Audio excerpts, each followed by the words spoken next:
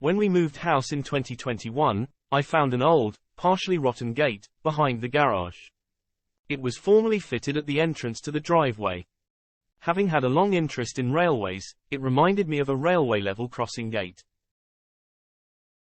Here's an original gate at Bowes Railway in the northeast of England. Coincidentally, a crossing I manned as a volunteer in the 1980s. Seeing the old driveway gate planted a seed in my mind, and I came up with a plan to make use of it. Recreating a railway would also be a nod to the past history of the site, as an old railway had run across the bottom of the garden in years gone by. In September of 2022, I started to dismantle the gate in order to repair the rotten sections. It had only been bolted together, allowing water to penetrate the joints, causing the wood to rot. A number of the coach bolts had rusted solid, preventing their removal. To fix this, I welded another bolt to the coach bolt, allowing me to hold it firmly while I removed the rusted nut. One of the hinge screws also had a rusted head, preventing the screwdriver from gripping it, so once again, a welded bolt was used to extract it. The gate was brought into my workshop for further dismantling, to establish what could be repaired and what needed to be replaced. The diagonal brace was removed, to reveal rotten wood behind each joint. Each of the vertical sections had rot at the joints, and at the bottom where water had gathered. All the metalwork was removed to be cleaned up and reused. All the bolts were saved, as despite being rusty, they were all intact with good threads. I wanted to keep the restoration costs down, so I decided to repair as many sections as possible, rather than just replacing whole lengths of wood. A circular saw was used to cut back to good wood, in most cases to half the depth of the plank. This was followed by a chisel to clean up the area. A new piece of wood was then glued and clamped in place. The main top rail of the gate had quite a large rotten section, where the diagonal passed through. This was cut out in stages, replacing different areas with several layers of timber, staggering the joints. One piece which did need completely replacing was the main diagonal. I couldn't find any wood long enough, so spliced two sections together. The bottom rail of the gate was also beyond saving, so that was also replaced with a new length of timber. This picture shows further work on repairing the top rail. Despite having quite a few clamps, I was still running out, delaying other repairs until the glue on one joint had fully cured. By the end of October 2022, the repairs were coming along well, with the top rail almost fully repaired. This would then allow me to cut the recess in it for the diagonal brace. Once all the top rail sections had been replaced and were fully cured, out came the wood plane. This was used to start to shape the blocks, to match the original gate profile. Once the top rail was shaped, I was able to start reassembling the gate, but with plenty of glue between all the joints to keep the rain out. The two diagonals and the three vertical sections are all clamped and drying. The bolts would be added later. The hinges were cleaned up with a rotary wire brush and were given several coats of Hammerite smooth black paint. All the nuts, bolts and washers were also cleaned and painted with the Hammerite paint. After all the remaining nicks and gaps were filled and sanded, it was time for paint. So far, the gate had cost me £20 in new wood. Another £20 got me a tin of white exterior paint and painting began. To help with the level crossing impression, the gate needed a red circle. I bought a 28-inch square sheet of galvanized steel, which was cut into a circle with a metal nibbler. Drilling the mounting holes was next, after which, all the holes needed filing into a square shape, to fit the square neck of the coach bolts from the gate. With the holes cleaned up, painting the circle began with an undercoat of white. Both sides had several coats of white paint applied, before the red top coats on one side. At this point, the gate received all the black painted bolts, but the bolts on the disc are yet to be painted red. The gate post was originally concreted into the ground, which is why it rotted away at the base. Instead, I welded up a steel base, which both supported the post, but also lifted the wood clear of the ground.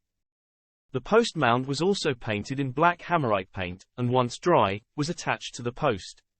This allowed me to mount the gate hinges to the gate and post. The gate was now able to stand on its own in the workshop. On the 1st of December, the gate was carried outside for a photograph in daylight. Outside, the location of the future railway was a long way from being ready. Other than cutting back of some plants, work outside was going to have to wait until warmer, drier weather. There was still plenty of preparation work to do before moving outside. On the last day of November, we had 38 decorative sleepers delivered. Another 14 would follow in 2023. All the sleepers were brought into the workshop to dry out, as they were soaked by heavy rain. Once dry enough, I began painting them all with shed paint. It was a slow job, painting what could be accessed, and then leaving them to dry. Once those areas were dry, they could all be turned over, or moved around in the workshop, to get to the non-painted parts. By mid-December, the garden definitely wasn't the place to be working. The sleepers that would contact the ground had their undersides painted in bitumen paint. At the start of January 2023, I carried some sleepers down the garden to do some marking out of locations. While the crossing gate was done, I still needed a second gate post. 2 sleepers were cut, planed, and glued together to form an 8-inch square section post. The top of the post was chamfered to match the original post and the top slightly sloped to encourage rain to drain off. Remaining knots and splits were filled and sanded, bringing the post up to a point where it could be painted. By mid-February, the weather had dried up enough to begin work in the garden. Working from the bottom of the garden, I started digging out the earth for the base of the sleepers. Each sleeper had 2 rebar pins to anchor it in place. A rather ill-looking conifer was cut down to a stump, to make way for the railway and to give the conifer behind it more light. By the last week in February, the sleeper wall was 4 sleepers high, and the 2 bushes near the wall were cut down. This section of the garden would be split between the railway feature and a new lawn. In early March, another crowned tree was felled at the back of the area, and more ground cover was cleared. Towards the end of March, I made a trip to a local heritage railway to collect some railway accessories. I couldn't have a railway garden feature without a railway. The rails were loaded into the front right side of the trailer. 7 proper railway sleepers were loaded into the front left, with 14 rail chairs at the back. I also got a bucket of chair screws and some wooden chair keys. Once home, the sleepers were unloaded to take some of the weight out of the trailer. They are longer and a great deal heavier than the decorative garden sleepers. At the second last day of March, we got a guy in to grind out a number of tree stumps that were in the way. During this, we uncovered a number of large slabs of concrete, the remains of the floor from a World War II air raid shelter. It was now the start of April. Behind the sleepers, they were backfilled with gravel to help water to drain away. My wife found another piece of air raid shelter floor, which took some digging out. It took both of us to move the concrete further down the garden, where they could be buried under the future track bed. When we moved house, there was a pile of rubble near the garage. This was slowly moved by wheelbarrow to the railway area. This helped to build up the ground level, while also disposing of the rubble pile. Earth was also raked around the area to flatten out this part of the garden where the trackbed would be located. We were now into the 3rd week of April. Before I could go much further, I needed to prepare the ground for the sleepers that would divide the railway and new lawn. Along the edge of the garden is a hawthorn hedge. I plan to have a path along this hedge, to help with its trimming and clean up. I brought 1 railway sleeper, and several decorative sleepers, down to the bottom of the garden. They were laid out to eyeball the ground level across the trackbed area. It was easier to judge level, by eyeballing the top edges of the sleepers. On April the 25th, I started digging foundations for the gate posts. The one at the sleeper wall was fairly easy, being mostly packed backfill. The other foundation fell very close to the location of one of the removed trees. As a result, the whole was a mass of roots of various sizes. Through late April and early May, I continued digging and laying the hawthorn hedge sleepers. By the 18th of May, I'd concreted a foundation into each gate post hole, with rebar extending ½ meter into the ground below.